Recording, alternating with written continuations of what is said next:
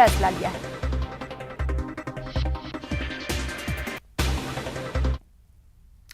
Corona पर CM ने समीक्षा बैठक की। डॉक्टर संग महामारी पर महामंथन किया गया। रिव्यू मीटिंग में सीएम ने सख्त निर्देश जारी किए हैं। 1 महीने में टीकाकरण जरूरी कर दिया गया है। नाइट कर्फ्यू और भी ज्यादा सख्त करने की बात कही गई है। इसके साथ ही केंद्र सरकार पर बूस्टर डोज पर विचार करने की बात कही गई है। तो वहीं गाइडलाइन को लेकर और भी ज्यादा सख्ती बरतने के आदेश मुख्यमंत्री द्वारा दिए जा चुके हैं। 2 से 4 दिन तक लोगों को ज्यादा जागरूक करने की बात कही गई। इसके साथ ही मास्क और गाइडलाइन पर और भी ज्यादा सख्ती बरतने की जरूरत है। तो ये तमाम बड़ी बातें मुख्यमंत्री अशोक गहलोत की ओर से कहा गया।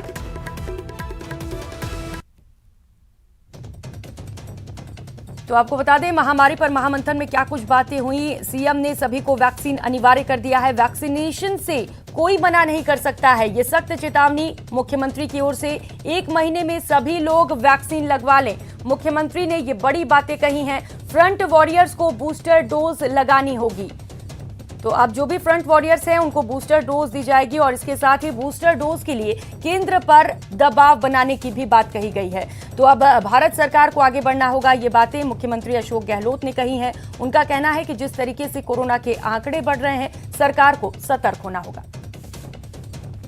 कोरोना के नए वेरिएंट ओमिक्रॉन के खतरे के बीच राजस्थान में अब कोरोना वैक्सीन लगाना अनिवार्य होगा। कोरोना के बढ़ते केस के मद्देनजर रिव्यू मीटिंग बुलाई गई थी, जहां पर मुख्यमंत्री अशोक गहलोत ने कहा है कि प्रदेश में कोरोना की वैक्सीन लगाना अनिवार्य किया जाएगा। इसके साथ ही अब राजस्थान में नाइट कर्फ्यू और मास्क को लेकर सख्ती बरती जाएगी। गहलोत ने अधिकारियों को निर्देश दिए हैं।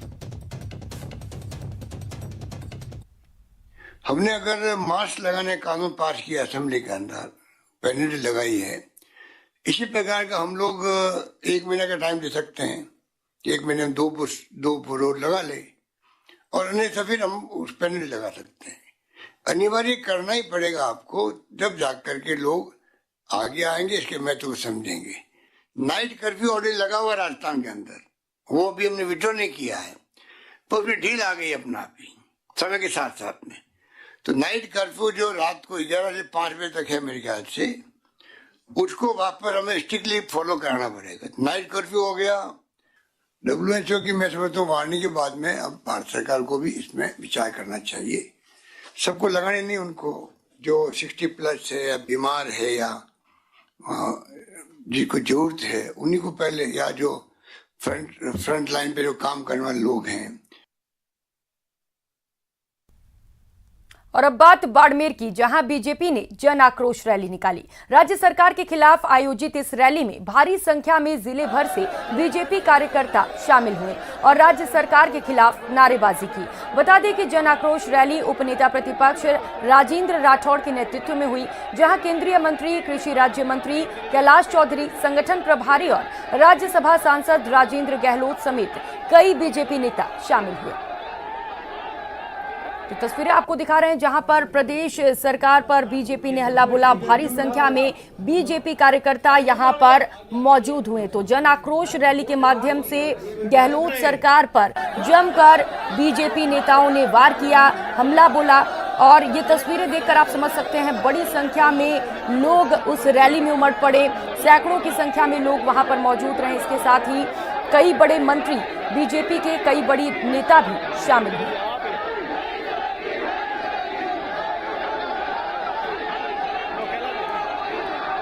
जब इतना बड़ा राजनीतिक दल का कार्यक्रम हो और जिला कलेक्टर ज्ञापन लेने के बजाय अपने घर में अलमस्त बैठे हो, हमने जिला कलेक्टर की कुर्सी पर अपना ज्ञापन रखकर अपना रोष और अपना विरोध प्रकट किया है।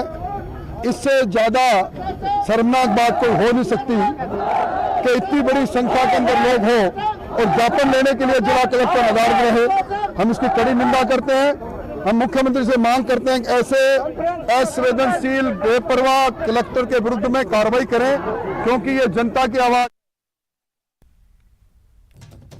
तो आपको बता दें कि कलेक्टर की खाली सीट देखकर भी जो वहां पर नेता पहुंचे थे वे खासा नाराज हुए। कलेक्टर को वे यहां पर ज्ञापन देने सौंपे थे, ज्ञापन देने के लिए पहुंचे थे, लेकिन कलेक्टर ऑफिस जो था वो उन्हें खाली मिला, जिससे वे खासे नाराज हुए।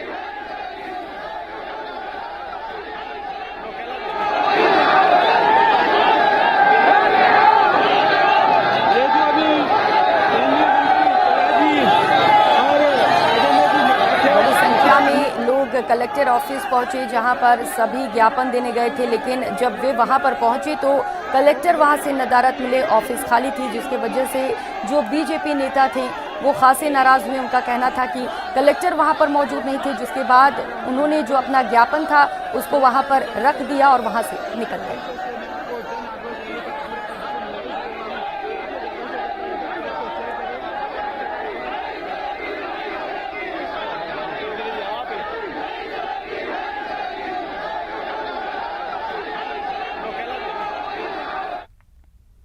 वहीं जयपुर में छात्र संघ चुनाव की मांग को लेकर छात्रों ने धरना दिया, जहां शहीद स्मारक पर ही सैकड़ों छात्र धरने पर बैठ गए। छात्रों ने मुख्यमंत्री निवास की तरफ कूच करने की कोशिश की, जिसके बाद पुलिस ने छात्रों को शहीद स्मारक पर ही रोक लिया। इस दौरान पुलिस और छात्रों के बीच जमकर तीखी बहस हुई।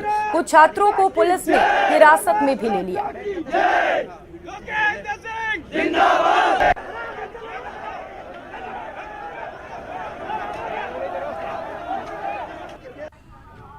हमने पिछले 25 अक्टूबर को लगभग 1000 छात्र छात्राओं के साथ में राजस्थान विश्वविद्यालय के अंदर सांकेतिक मार्च किया था और सरकार को आगाह किया था। अभी क्या कर रहे हैं आप, किस तरह की आपकी प्लानिंग है? जी, अभी आज हमने मुख्यमंत्री आवास घेराव की घोषणा की थी, जो अभी 12:30 से हमारा कार्यक्रम पूरा स्टार्ट हो जाएगा और यहाँ से हमारी संख्या के साथ में लगभग 2000 छात्र अभी और पहुँच रहे हैं। पूरे प्रदेश भर के छात्र हमारे साथ आ रहे हैं। पूरी छात्र शक्ति के साथ हम सीएम आवास की ओर कूच करेंगे। क्या मांग है आपकी और किस तरह का आपकी मांग पूरी नहीं हुई तो क्या करेंगे आगे? जी, हमारी मुख्य मांग है छात्र संघ चुनाव कराना, जो पिछले 2 वर्ष कोरोना काल में सरकार ने नहीं करवाए हैं। दूसरी हमारी मुख्य मांग है, राजस्थान सरकार ने वादा किया था कि पूरे प्रदेश स्तर पे जब हमारी कांग्रेस की सरकार आएगी तो छात्र शिक्षा पूरे प्रदेश स्तर पर निःशुल्क करेंगे। तो इन्हीं 2 मांगों को लेकर मैं घेराव की घोषणा की थी और अगर मेरी मांगे नहीं मानी जाती है, सीएम हमारी सुनवाई नहीं करते हैं, तो आज ही अनशन की घोषणा करेंगे। उधर बूंदी में रेप के बाद नाबालिग की हत्या के 2 आरोपियों को पुलिस ने हिरासत में ले लिया है, जबकि एक नाबालिग को डिटेन किया गया है। पुलिस की इस कार्रवाई के बाद शव के पोस्टमार्टम को लेकर चला रहा गतिरोध समाप्त हो गया और पुलिस ने पोस्टमार्टम कराकर शव परिजनों को सुपुर्द कर दिए। इससे पहले मोर्चरी के बाहर धरने पर बैठे परिजनों के साथ एडीएम ने बातचीत की और आरोपियों के खिलाफ कार्रवाई की जानकारी के साथ साथ परिवार को हर संभव मदद का भरोसा दिया, जिसके बाद परिजनों ने धरना खत्म कर दिया। हुई है और उसकी मृत्यु हो चुकी। पोस्टमार्टम यहाँ कराया जा चुका है। भील समाज के कुछ व्यक्ति यहाँ उपस्थित हैं, जिनके प्रशासन के मध्य वार्ता हुई। मुलजिमान को पुलिस ने गिरफ्तार कर लिया है। केस इसकी पर स्कीम जो है उसमें इसको ले लिया जाएगा प्रकरण को पुलिस द्वारा और इसकी सघन जाँच करके दोषियों को दंडित किया जाएगा। और रुक लेते हैं बड़ी खबर का। शाम 6 बजे फिर से कोविड को लेकर समीक्षा बैठक की जाएगी। सीएम अशोक गहलोत बैठक करेंगे, इसकी अध्यक्षता करेंगे। सभी संभागीय आयुक्त और जिला कलेक्टर इस बैठक में शामिल होंगे। तो सीएम सीएमआर में वीसी के जरिए ये बैठक लेने वाले हैं। तो बड़ी और अहम जानकारी इस वक्त आपको बता दें, अब से कुछ ही देर पहले एक और बैठक हुई थी, जिसके बाद अब ये खबर आ रही है कि शाम 6 बजे एक बार फिर से कोविड को लेकर समीक्षा बैठक की जाएगी। मुख्यमंत्री अशोक गहलोत सीएमआर में इस बैठक को करेंगे। वीसी के जरिए सभी आयुक्त और जिला कलेक्टर इस बैठक में शामिल होंगे।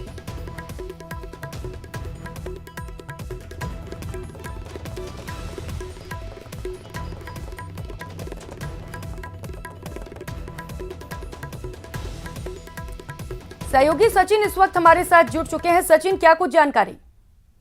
देखिए, अभी कुछ देर पहले 1 बजे से लेकर 3 बजे तक तकरीबन 2 घंटे तक समीक्षा बैठक हुई है मुख्यमंत्री अशोक गहलोत जी, जिसमें चिकित्सा मंत्री थे और जो तमाम आला अधिकारी, चाहे स्वास्थ्य विभाग के हो, गृह विभाग के हो, तमाम तरह के लोग इसमें मौजूद थे।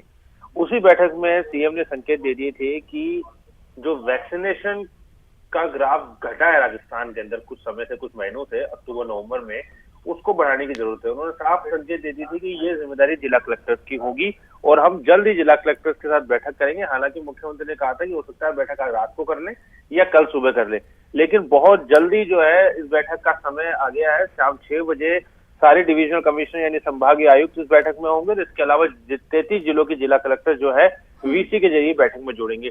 तो ये भी साफ हो चुका है, जिसकी हम बात कर रहे थे थोड़ी देर पहले, कि जल्द से जल्द राजस्थान में कोई नई गाइडलाइन आने की संभावना बन रही है। मुख्यमंत्री संकेत दे चुके हैं, यहाँ तक कह चुके हैं कि जो बेनिफिशियरी हैं सरकारी योजनाओं का लाभ जिनको मिलता है, चाहे पेंशन मिले, चाहे मुफ्त अनाज जी मिले। बहुत शुक्रिया आपका सचिन तमाम जानकारियों के लिए।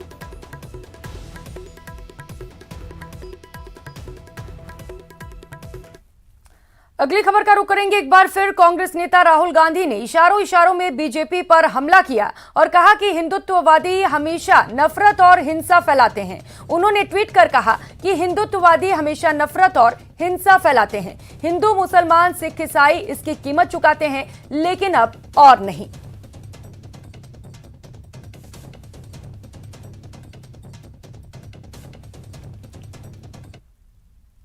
यहां रुकेंगे एक छोटे से ब्रेक के लिए, लौटेंगे फौरन।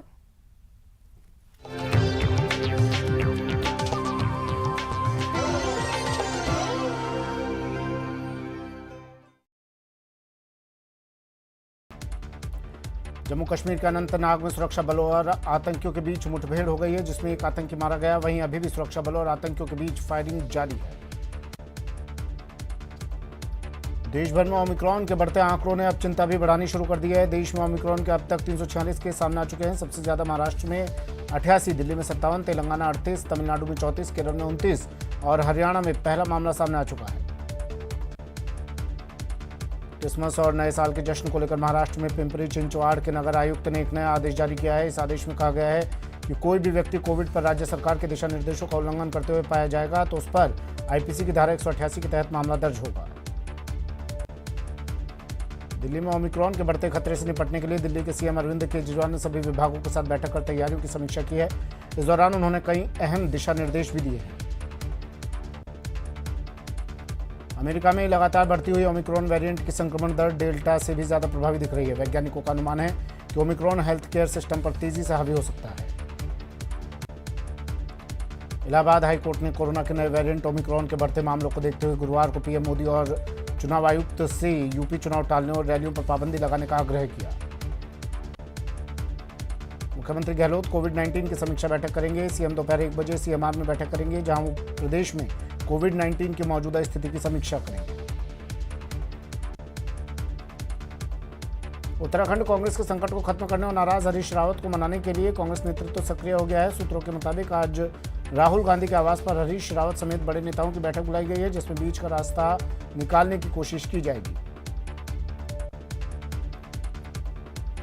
दिल्ली में सर्दी बढ़ने के साथ वायु प्रदूषण में एक बार फिर से अचानक इजाफा देखने को मिल रहा है। आज दिल्ली में AQI 425 दर्ज किया गया। उत्तर पश्चिमी, पूर्वी और मध्य भारत के अधिकतर इलाकों में अगले 2 दिनों में न्यूनतम तापमान 2 से 4 डिग्री सेल्सियस बढ़ने की संभावना है। यानी अगले 7 दिनों के दौरान भारत के इन इलाकों में शीतलहर की स्थिति नहीं बनी रहेगी। बूंदी के बसोली थाना क्षेत्र के काला कुआ गांव के पास आदिवासी नाबालिग से रेप के बाद हत्या का मामला सामने आया। आरोपी ने नाबालिग के साथ रेप कर उसके सिर को पत्थर से कुचलकर निर्मम तरीके से हत्या कर दी। राजसमंद जिले की राजनगर थाना पुलिस ने एक शातिर बाइक चोर को गिरफ्तार किया। आरोपी के खिलाफ राजनगर समेत अन्य थाना क्षेत्र में चोरी और नकबजनी के 3 मुकदमे दर्ज हैं। टोंक में पुलिस ने कार्रवाई करते हुए अवैध बजरी परिवहन के मामले में 21 महीने से फरार आरोपी को पकड़ने में सफलता हासिल की। पुलिस ने एक वारंटी को भी गिरफ्तार किया। उदयपुर के हिरणमगरी थाना क्षेत्र में एक मेडिकल की दुकान में आग लग गई। दुकान के अंदर रखा लाखों का सामान जलकर खाक हो गया। वहीं आग लगने का कारण शॉर्ट सर्किट बताया जा रहा है। झालावाड़ जिले के मिश्रोली थाना क्षेत्र में एक निजी बस अनियंत्रित होकर पलट गई। हादसे में 9 यात्री घायल हो गए। वहीं कुछ अन्य लोगों को भी मामूली चोटें आई हैं। कोटा के नयापुरा इलाके में चंबल की छोटी पुलिया पर एक युवक की चंबल नदी में गिरने से मौत हो गई। मृतक महावीर नई बस्ती सोगरिया।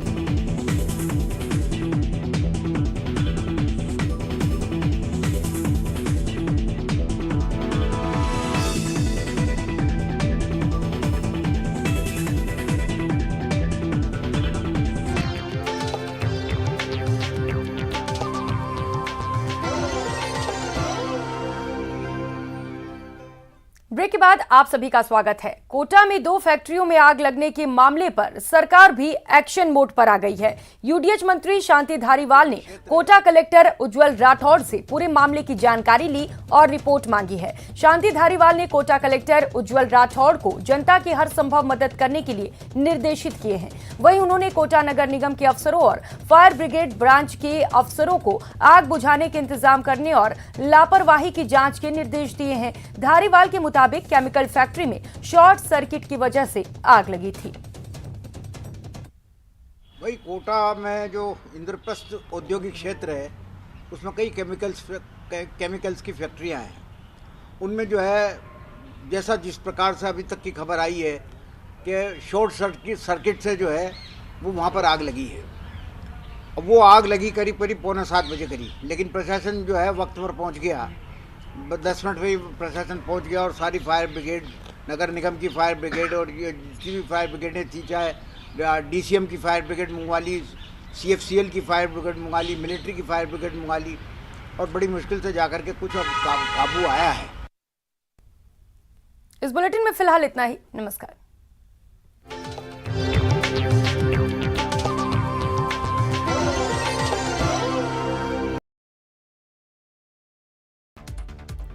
जम्मू कश्मीर का